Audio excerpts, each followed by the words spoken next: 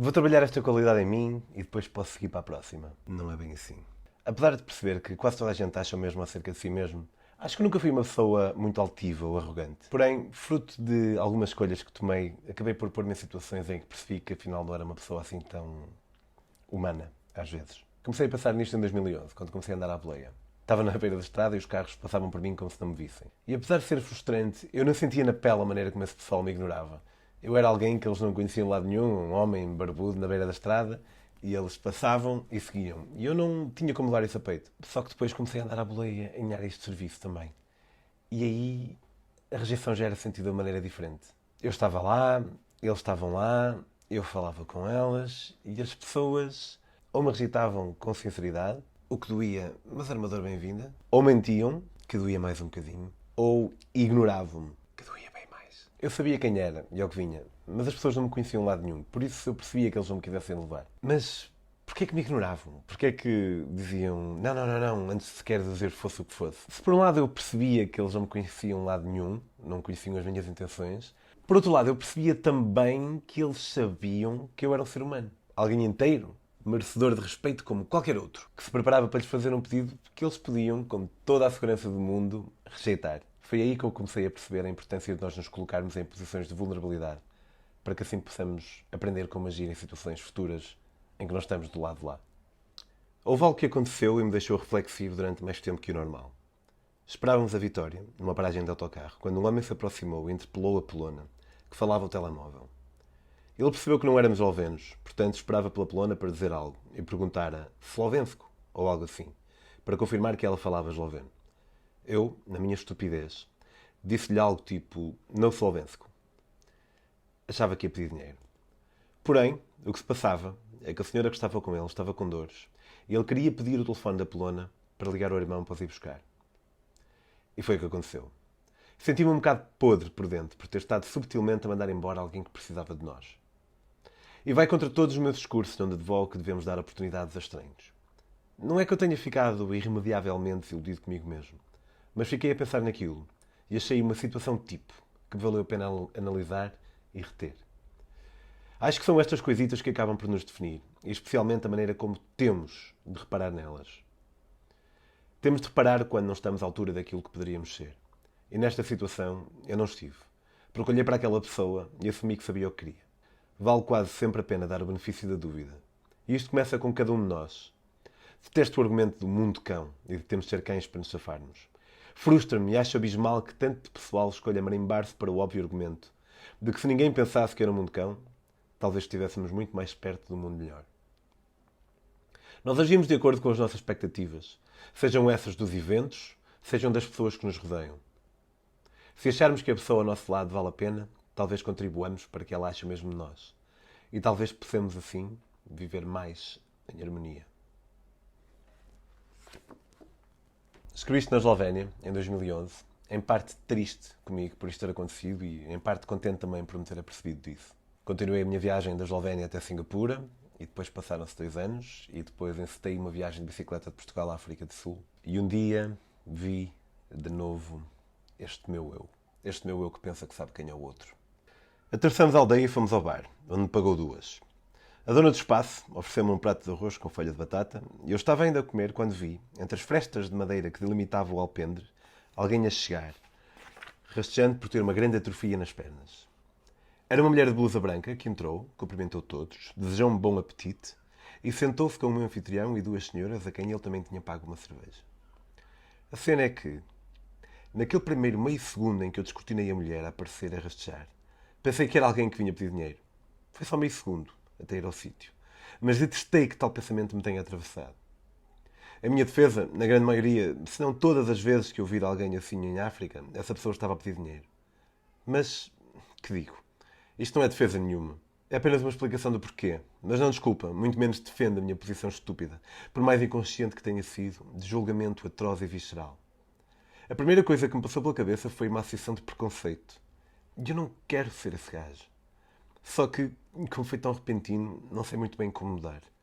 Não é que esteja sempre a acontecer, e a prova de tal é eu ter ficado tão marcado com esta vez. Mas não quero que aconteça nunca. E uma vez que tenha acontecido, foi uma vez a mais. Talvez parte do caminho seja um esforço contínuo de ver cada pessoa como um ser que eu nunca conheci, não obstante todas as qualidades e defeitos que possa ter em comum com outras pessoas. Só que eu nesse caminho já estou. Gosto de querer. E ainda assim passei por este episódio. A par disto, acho que também é importante não relevar de cada vez que isto acontece. Não me dar a saída fácil de "o que é que queres, Pedro? Simplesmente foste vítima de um condicionamento prévio." Não, não é isso. Eu não sou o cão de Pavlov. Eu sou alguém que pode pensar acerca das coisas e que pode permitir-se sentir-se mal de cada vez que falha num julgamento. Pensando então acerca disso. Quem sabe assim eliminando futuras situações pares. Eu tinha visto a senhora e tinha decidido quem ela era e o que queria. É certo que não a tinha rejeitado, convite que me ia pedir dinheiro, mas só porque não tive a oportunidade disso. Eu julgara e ainda ao bónus de só muitos anos mais tarde é que eu percebi que dizer que tê-lo julgado como um pedinte tinha sido um julgamento atroz, que não era muito fixe. Acabei esta viagem em julho de 2015, lancei o livro em 2016 e em 2017 comecei a vendê-lo nas praias algarvias. E aqui tive uma mistura incongruente de duas surpresas. Esperava que as pessoas fossem antipáticas comigo, mas rapidamente percebi que não era sempre assim.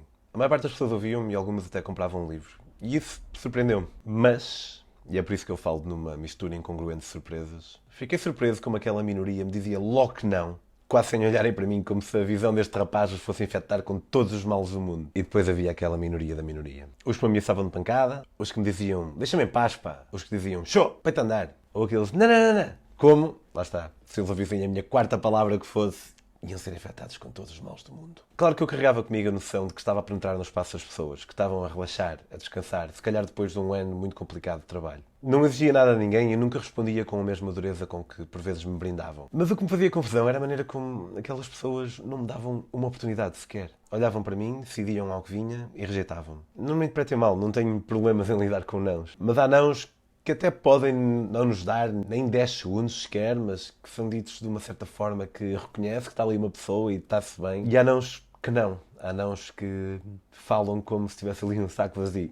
Mas isto era, e isto são, lições, porque se já sabia que não podia tratar ninguém assim, ter este tipo de experiências apenas sublinhava que não podia tratar ninguém assim. Tinha tido aquele momento na Eslovénia, em 2011, aquele outro no Gabão, em 2014. Sem dúvida que tive uma outra data de momentos semelhantes entre as duas viagens, ou antes e até depois, mas andava certo ultimamente. Era um ser que não se esquecia que o outro ser era uma pessoa e tinha orgulho por ter aprimorado ou aperfeiçoado essa característica em mim. Até que no dia 22 de setembro de 2022 saí do autocarro em Lisboa para ir ver Sigur Rós, caminho de fones nos ouvidos até ao metro e estou frente à máquina para tirar o meu bilhete quando sou abordado por um rapaz. E eu, sem tirar os fones, olho para ele um segundo, quiçá dois, e digo, não, não, não. E à medida que ele se afasta, eu percebo-me, segundos depois, o quanto afastado de mim próprio eu estou naquele momento, ou daquilo que eu quero ser. Então, não tinha já trabalhado isto em mim. Não era eu já uma pessoa que sabia bem o que era ser ignorado e que ia fazer por nunca fazer isso a mais ninguém. Parecia que não. Ou pelo menos, num momento ou outro, não. E nesse momento eu tive a triste realização de que não há traços acabados em nós. E mesmo aqueles que já venham com a nossa natureza ou temperamento precisam de constante manutenção. Lembrei-me do esforço ativo e consciente que fiz por fazer quando era adolescente para ser um rapaz mais calmo.